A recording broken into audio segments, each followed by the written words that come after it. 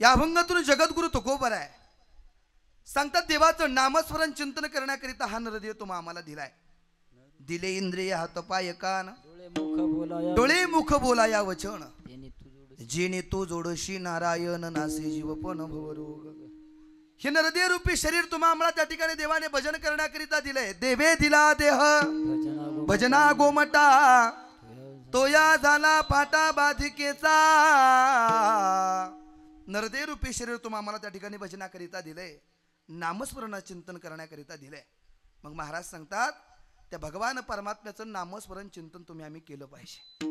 महाराज काय होईल देवाचं नामस्मरण चिंतन केल्याच्या नंतर, काय होईल कीर्तनात बसल्याच्या नंतर, टाळी वाजवल्याच्या नंतर. महाराज माऊली ज्ञानोबा आधी करून संत महात्म्यांचे कधीतरी पुरावेत. महाराजांचा एक पुरावा सांगतो, पुढे जाण्याचा प्रयत्न करतो. नाम संकीर्तन साधन पै सोपे जळतील पापे जन्मांतरीची. नामस्मरणाची ताकद एवढी का जन्म जन्मांतरीची पाप जळण्याची ताकद फक्त नामस्मरणामध्ये.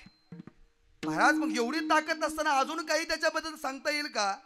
महाराज सांगतात अमृतापेक्षाही भगवान परमात्म्याचं नामस्मरण गोड आहे. अमृताहुनी गोड.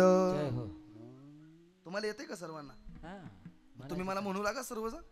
अमृताहुनी गोड नाम तुझे देवा, नाम तुझे देवा. अमृताहुनी गोड. महाराज सांगतात अमृतापेक्षाही भगवान परमात्म्याचं नामस्मरण चिंतन गोड आहे. मग एवढं जर त्या ठिकाणी गोड आहे, त्यांनी जर जन्मोजन्मांतरीची पाप जळून जात असतील तर जन्माला आल्याच्या नंतर नामस्मरण चिंतन केलं पाहिजे का नाही? माता भगिनी केलं पाहिजे का नाही? मायबाप त्याच्याकरिता नरदेव रूपी शरीर दिलंय. सुख आणि समाधान मिळावं असं वाटत असेल तर देवाचं नामस्मरण चिंतन या ठिकाणी केलंच पाहिजे बाबा. का? प्रत्येक माणूस असा आहे का त्याला सुख मिळावं याच्याकरिता प्रत्येकाची धडपड चालू आहे.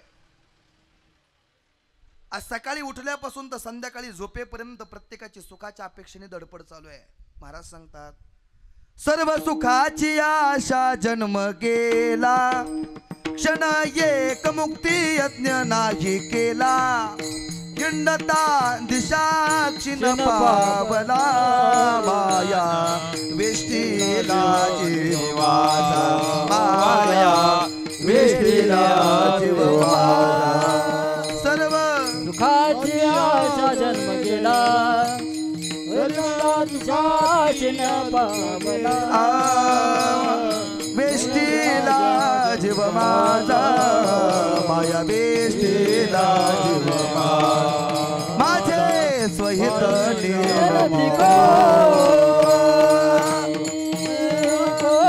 महाराज सांगतात सर्व सुखाची आशा जन्म गेला, क्षण एक मुक्ती यत्न नाही केला. हिंडता दिशा क्षीण पावला, माया वेष्टीला जीव माझा. प्रत्येकाचं जीवन असंच आहे.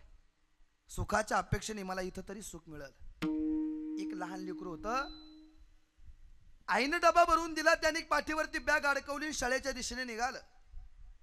पण शाळेच्या दिशेने जात असताना मुलांबरोबर त्या ठिकाणी शाळेपर्यंत जाऊन पोहोचलं. शाळेपर्यंत पोहोचलं, बरोबरचे मित्रमंडळी त्या ठिकाणी आतमध्ये गेले. पण याने काय केलं, पाठीवरती दप्तर असताना डोक्याखाली घेतलं आणि एका झाडाच्या जवळ जाऊन बसलं. तुम्ही ऐकतात ना सर्वजण? झाडाजवळ बसल्याबरोबर शिक्षक त्यावेळेला वर्गामध्ये शिरत असताना त्याचं सरांचं लक्ष त्या ठिकाणी त्या मुलाकडे गेलं. आणि सरांचं लक्ष मुलाकडे गेल्याबरोबर सर त्या ठिकाणी मुलापर्यंत आले आणि त्या लहान लेकराला विचारत होते, बाळा तुझ्या बरोबरचे सर्व आतमध्ये गेले, तू एकटाच का बाहेर थांबला?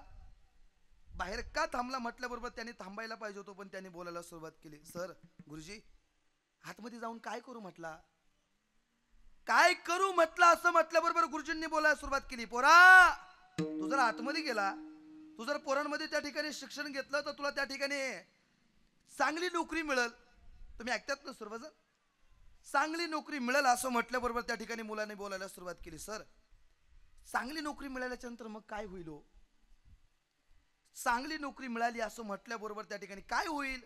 तुला गुरुजींनी बोलायला सुरुवात केली, पोरा अरे चांगली नोकरी मिळाली म्हणजे तुला चांगले पैसे मिळतील. अरे तेवढ्यावरती दादा तो त्या ठिकाणी थांबला नाही, त्यांनी परत प्रत्युत्तर केलं, गुरुजी चांगले पैसे मिळाल्याच्या नंतर मग काय होईल? अरे चांगले पैसे मिळाले मग तुला बंगला गाड्या त्या ठिकाणी घेता येईल, आनंदात फिरता येईल. पण पोरगा तेवढ्यावरती थांबला नाही बरं का बाबा. आवटी बाबा परत त्यांनी प्रत्युत्तर केलं. बंगला गाड्या सर्व काही मिळालं, मग काय होईल गुरुजी? अरे तुझं लग्न होईल मग. सर म्हणत होते बरं का, पण आता बंगला आणि गाड्या असून सुद्धा लग्न होत नाही ही मोठी शोकांतिक आहे. तुम्ही ऐकतात ना दादा सर्वजण? ऐका. अरे बंगला आणि गाड्या मिळाल्याच्या नंतर तुला त्या ठिकाणी तुझं लग्न होईल. पण पोरगा तेवढ्यावरती थांबला नाही. तो पोरगा त्या सरांच्या गुरुजींच्या पुढे बोलत होता, गुरुजी लग्न झाल्याच्या नंतर मग काय होईल? गुरुजींनी परत प्रत्युत्तर केलं, पोरा लग्न झालं म्हणजे तुला मुलं होतील, त्या ठिकाणी ते मुलं शाळेमध्ये जातील. मग मुलं जर शाळेमध्ये गेले तर मग काय होईल? अरे मुलं जर शाळेमध्ये गेले तर ते चांगली शिकून मोठी होतील. शिकून मोठी झाली मग पुढे काय होईल गुरुजी? अरे ते जर शिकून मोठी झाली तर ते चांगल्या नोकरीला लागतील. तेवढ्यावरती तरी त्या मुलाने थांबायला पाहिजे होतं. तो पोरगा त्याच्याही पुढे बोलला, गुरुजी ते चांगल्या नोकरीला लागली मग पुढे काय होईल? गुरुजींनी सांगितलं, अरे चांगला पैसा कमवतील. आणि मग चांगला पैसा कमवल्याच्या नंतर मग काय होईल गुरुजी? त्यावेळेला त्या गुरुजींनी उत्तर दिलं, पोरा अरे चांगला पैसा कमवल्याच्या नंतर तू त्या ठिकाणी आनंदात फिरशील ना, तुला काम करायची गरजच नाही. मग म्हटलं याच्या त्यासाठी एवढं कशाला करावं लागतंय? एवढं करण्यापेक्षा मी आताच आनंदातही ना या ठिकाणी निवांत झोपलेलो, एवढं कशाला करायची गरज आहे? तसं प्रत्येकाचं चालू आहे या संसारामध्ये.